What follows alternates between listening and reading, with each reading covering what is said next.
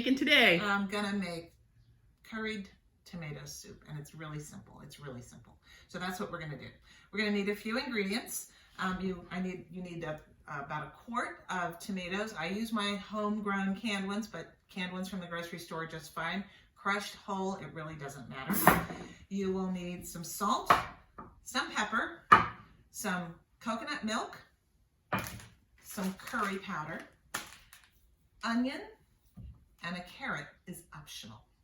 You'll also need about 4 cups of chicken broth.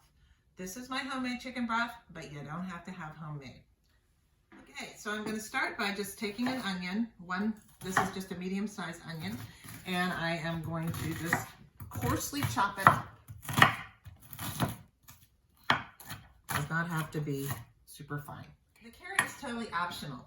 I put it in for the tomato soup because it gives it just a little extra sweetness, which I think is really nice with the soup. So once you've got these things all chopped up, you're just going to saute them for about 5 minutes and get them nice and tender.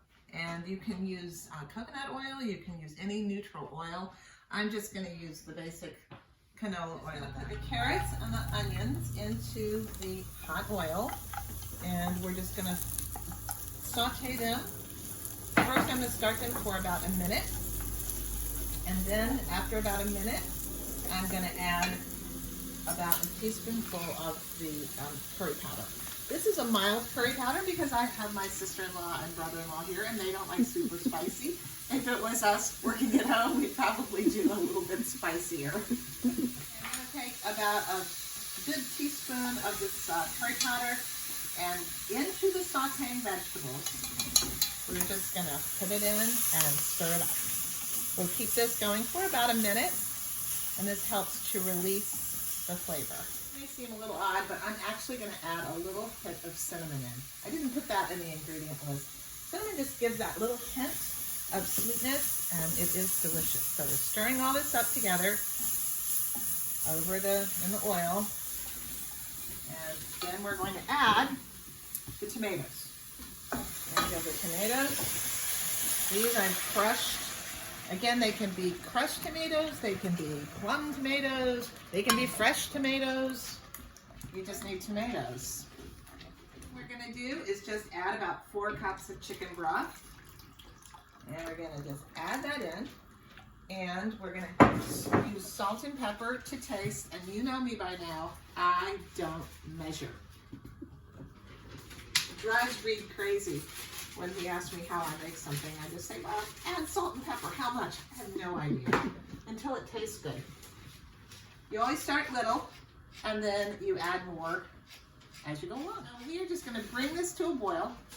Then I'm going to put the top on, and it's going to cook for about 15 minutes until the carrots are tender, and then we'll blend it up. So that's all we're going to do. What we're going to do is we're going to take an immersion blender. You can also do this in a food processor or magic bullet or a regular blender. And I'm just going to now puree, it's probably going to splatter, the soup. It's curry powder, I tasted it, and it needed a little bit more.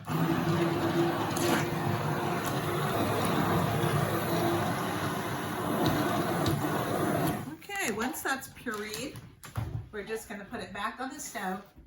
And then we're going to add some coconut milk. Last thing you're going to do is you're just going to whisk in a can of coconut milk, unsweetened coconut milk, or else you'd have a very sweet soup.